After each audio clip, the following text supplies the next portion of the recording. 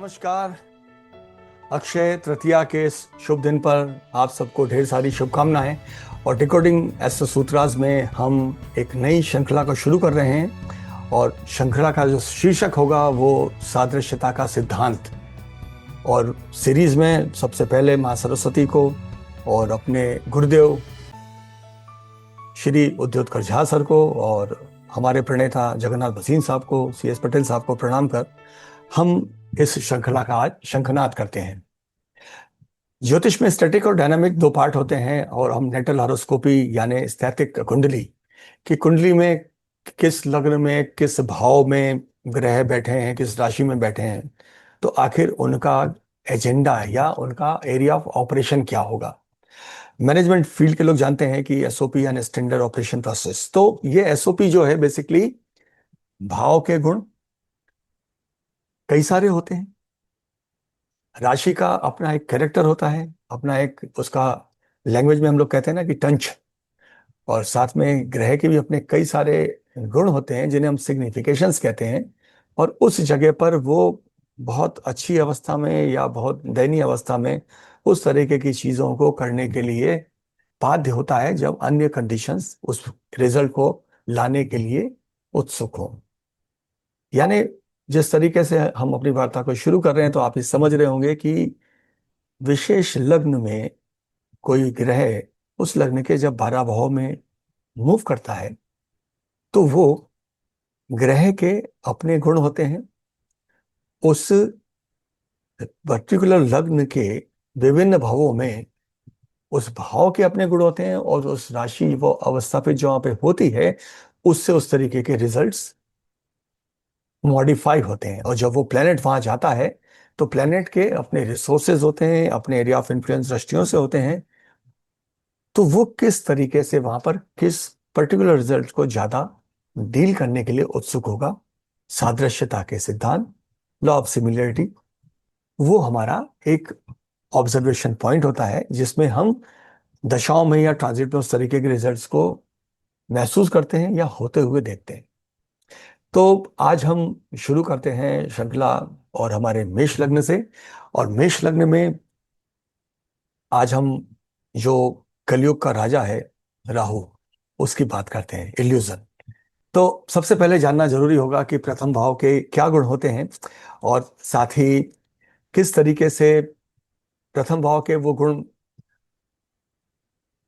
अपनी बात कहेंगे उस ग्रह से, उस राशि से, तो वो क्या हो सकते हैं। तो मुख्यतः जो लग्न होता है वो आपके बर्थ सर्कमस्टेंसेस को टेक्निकली हम अगर माने, आपका जो लाइफ पाथ है, आपका जो लाइफ में पर्पस है कि भाई यार why are you here, what are you mean to be, हम यहाँ क्यों हैं, ये सारा जानने को आपकी सोल दिखाता है। आपके ईगो तो एक पार्ट हमारा अलग हो जाता है, लेकिन जो इनर आपका जो वाइटल ईगो जिसको कहते हैं श्री अरविंदो की व्याख्या में, या जो आपका व्यक्तिगत चित्त आया है जिसे आपने अभी तक खराब नहीं किया है, जो पैदाइश समय से आपके साथ आया है, तो उसको दिखाता है। आपकी कोर व्यक्तित्व, आपकी कोर पर्सनालिटी को वो रिफ्लेक्ट करता है।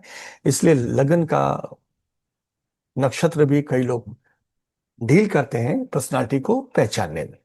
आपकी देह किस तरीके की होगी, आप दुनिया में किस तरीके से दिखना चाह रहे होंगे, ये सारी बातें यहाँ पर आती हैं। साथ ही यहाँ पर आपके चार्ट का वैदिक एस्ट्रोलॉजी में हम कहते हैं फाउंडेशन, यानी यहाँ से आपकी सारी चीजें शुरू होती हैं। मेष राशि जैसा आप जानते हैं कि चर राशि है, अग्नि राशि है और मंगल की राशि है। मंगल की राशि वृश्चिक का कैरेक्टर अलग है, इसका अलग है।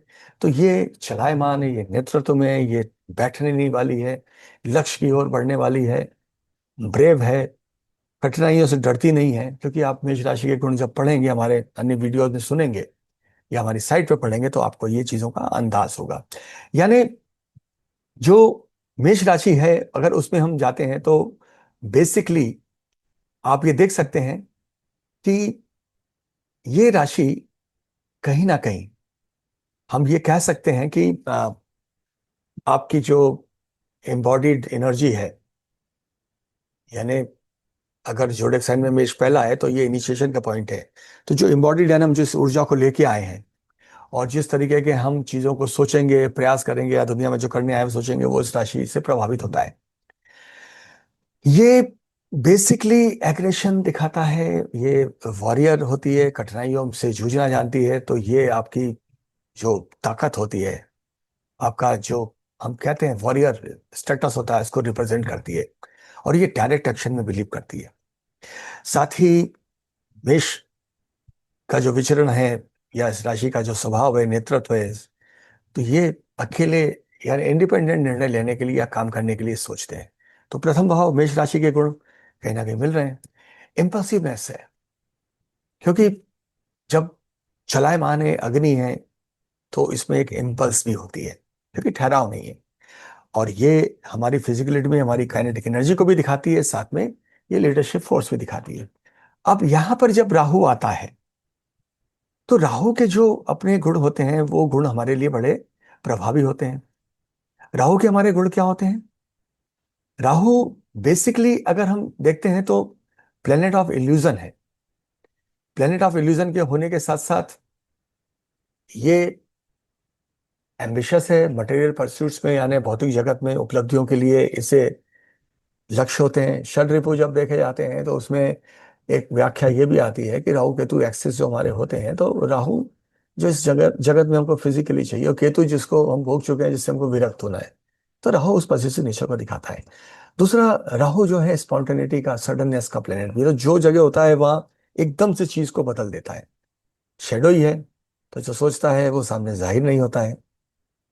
कलयुग का राजा है, तो पॉलिटिकली भी बड़ा एंगेज्ड है, क्योंकि पब्लिक को अपना करिश्मा दिखाना, इल्यूजन दिखाना, बातों के जाल में ले आना। हालांकि बुध राहु का कॉम्बिनेशन माना जाता है वो, लेकिन फिर भी राहु का कैरेक्टर है कि वातावरण तो ऐसा निर्मित करेगा।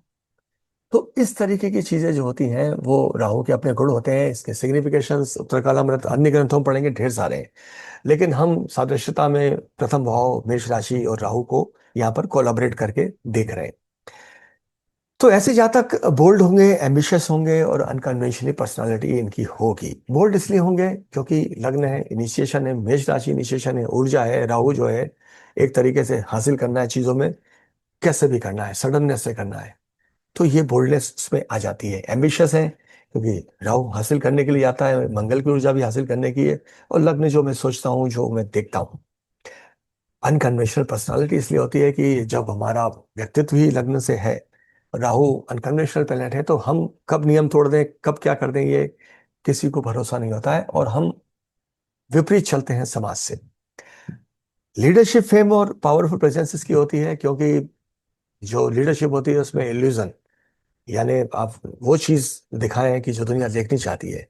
तो जब लग्न में मेष राशि में राहु बैठता है, तो पांचवें घर में सिंह राशि पड़ती है, वो भी ईगोसेंट्रिक सूर्य की राशि है। और नवम जो होता है वो हमारा एक तरीके से वैल्यूज होता है। तो राहु जब इन पे इम्पैक्ट करता है, तो यहाँ पर इन दोनों चीजों को वो साथ में अपने नेचर पे ले आता है। हम वैल्यूज से कॉम्प्रोमाइज भी कर सकते हैं, हमारे ईगो में जो है हम उसको छुपाएंगे नहीं, लेकिन उसको हासिल करने के लिए वहां पे आगे बढ़ेंगे। और ये चूंकि लग्न और पंचम से भी एक ईगो का संबंध है, और जब वैल्यूज हमारी कॉम्प्रोमाइज होती हैं, जो नवम से होती हैं, तो मंगल की ऊर्जा है, वॉरियर है, तो ईगो क्लैशेस भी हमारे नेचर या हमारे ट्रेट में आ जाते हैं, और हम इम्पल्सिव हो जाते हैं।